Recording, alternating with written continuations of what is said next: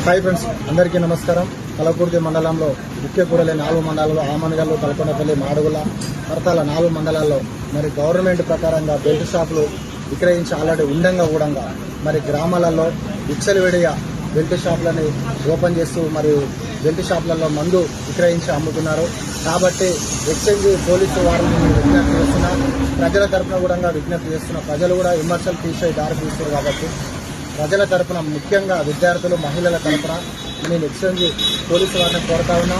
మరి విచ్చలవిడిగా గ్రామాలలో మందుని విక్రయిస్తున్న వారిపైన కఠినంగా చర్యలు తీసుకోవాలని చెప్పేసి ఎక్స్చేంజ్ డిపార్ట్మెంట్ పోలీసు వారిని నేను విజ్ఞప్తి చేసి ప్రజల తరఫున విజ్ఞప్తి చేసి కోరుతాను.